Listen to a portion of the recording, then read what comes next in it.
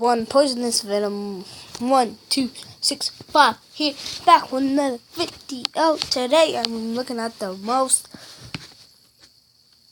a-holes. Most bad face people of all time. Loud! Oh my god. I'm gonna pause this. Okay, never mind.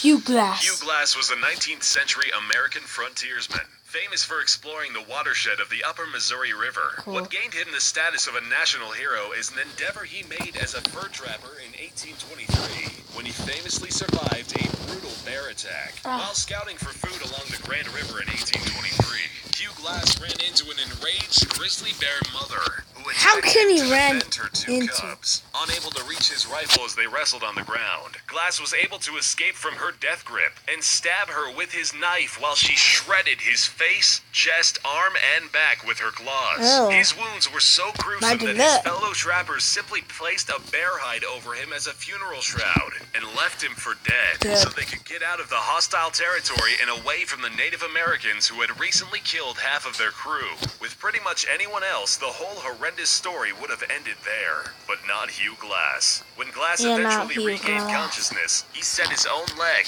wrapped himself in his bear hide shroud, and started crawling along the banks of the Cheyenne River. During the insane trek across country that followed, he prevented gangrene from infecting his wounded back by lying on a rotting log and allowing maggots to eat his dead flesh. He sustained himself by killing and eating rattlesnakes, and crawled overland for 6 weeks until he reached civilization, which was baffled and impressed to see him alive. Julian Koepke is a German zoologist, and even though she's made contributions in her field, she's more famous for being a plane crash survivor. In the early 70s, at the age of 17, Julian was on a flight from Lima to Pucallpa with her mother when the plane was struck by lightning. Julian was the sole survivor of the plane crash, which fell a total of 2 miles from the sky. She was strapped to her seat and landed in a rainforest with injuries of a concussion, broken collarbone, a gash to her right arm, and her right eye swollen shut. The sweets she found while checking for survivors ended up being her only food. She followed a small stream, expecting it to lead her to civilization. After 9 sleep-deprived days spent in knee-high water with an empty stomach, Koepke finally came across a boat belonging to lumbermen, who tended to her wounds and eventually got her to safety. Simo Häyhä was a Finnish farmer and hunter on the present-day border between Finland and Russia, who joined the Finnish militia at the early age of 20. This seemingly average young man turned into a legendary sniper, nicknamed White Death. Häyhä was a remarkable shot who broke all known records. During a 100-day period, he managed to kill 500 soldiers of the Red Army, reaching a remarkable number of 5 successful hits per day. Häyhä operated during the very few daily hours of sunlight, in white camouflage, in temperatures between -40 and -20 degrees Celsius. The Soviets put his murder as a priority, and attempted to kill him with counter-snipers and artillery strikes, but failed repeatedly. In March 1940, Häyhä was finally hit. An explosive bullet hit him in the lower left jaw and took off half of his face. Still, Häyhä didn't die. Remarkably, he pulled through and lived to see the end of the fighting. Even though the bullet had crushed his jaw and blew off his left cheek, Häyhä managed to make a full recovery. You're getting ugly. Shavash Karapetyan is a 17-time world champion Soviet-Armenian fin swimmer. Although a prominent name in the obscure underwater sport, Karapetyan is actually best known for the incident which made him retire.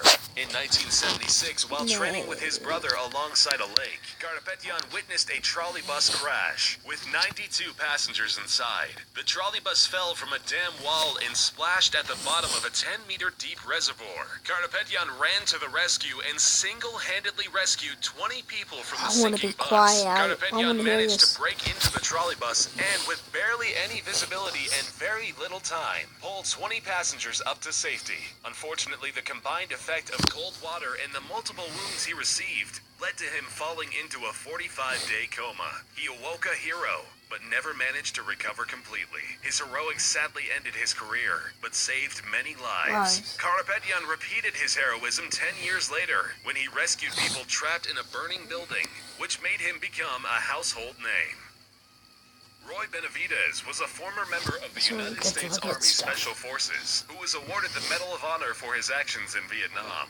He is best known for surviving the impossible. He went to save his comrades who were outnumbered. The helicopter couldn't land because of the intense small arms fire, so he jumped from the hovering helicopter around 30 to 50 Wow, he looks so feet little in in the a air. picture. He then had to run 75 meters to his comrades, where he was shot in the leg, Oh face, God, and he head was shot, on he the was way. shot, he was Once shot. he got there, he started rescuing his squad mates, and while he was doing so, got shot in the gut and took a grenade to the back. After all of this, he was miraculously still mobile and still going. Roy then found out the helicopter he previously jumped from had crashed, so he went and rescued the wounded pilots from the wreckage and proceeded to call in airstrikes and call for another rescue attempt. He was shot in the thigh a couple more times, and on his trip to the backup rescue chopper, he was beaten and stabbed by an enemy, who he then killed in hand-to-hand combat. Once he finally made it back to the chopper, he then allowed his comrades to pull him in. When they arrived back to the base, he was pronounced dead and put into a body bag. As they were zipping up the body bag, he had only the strength to spit to let them know he was still alive. He survived these wounds and received the Medal of Honor. How if he said he's dead? Well, that's all for this video. Don't forget to like and subscribe. If you're new, do all the things. And bye, everyone. What's that nose?